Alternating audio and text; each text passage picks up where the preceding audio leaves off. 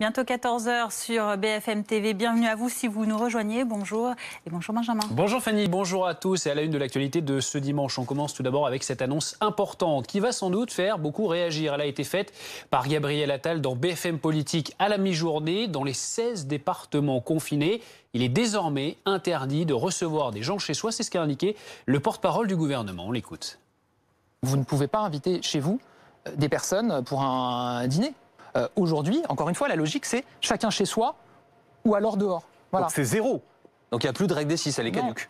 La logique aujourd'hui, c'est de dire de ne pas recevoir chez vous des personnes qui ne sont pas de votre domicile. La porte-parole du ministère de l'Intérieur nous a dit sur cette antenne que la règle des 6 restait valable à l'intérieur, à l'extérieur. Donc vous nous dites aujourd'hui, cette règle est caduque, nous vous demandons de ne recevoir personne. Dans les 16 départements concernés par les mesures de freinage, oui, je vous le dis.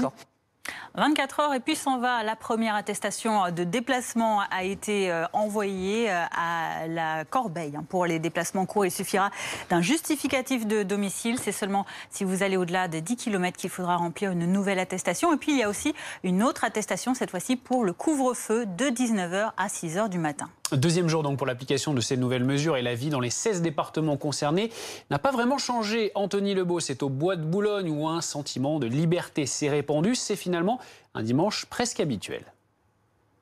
C'est un dimanche presque comme les autres au Bois de Boulogne. Il y a beaucoup de monde. Regardez ces images de Charles Kemener. Il y a des cyclistes, il y a des promeneurs, il y a des gens en famille, entre amis qui se promènent.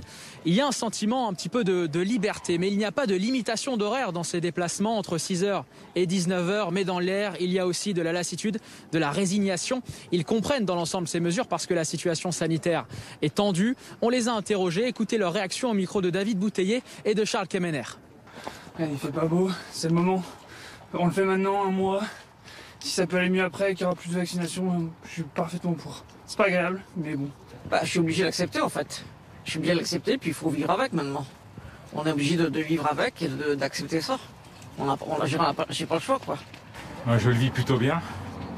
J'ai l'autorisation de sortir, de faire mon jogging. Après, je pense que tout le monde est responsable. Il y a ceux qui acceptent ce confinement volontiers et il y en a d'autres qui se disent forcés de l'accepter, mais tous le reconnaissent ici. C'est un confinement 3e génération, plus souple, où les activités en extérieur sont encouragées. Ce confinement concerne 16 départements, 21 millions de Français et il va durer pour au moins 4 semaines.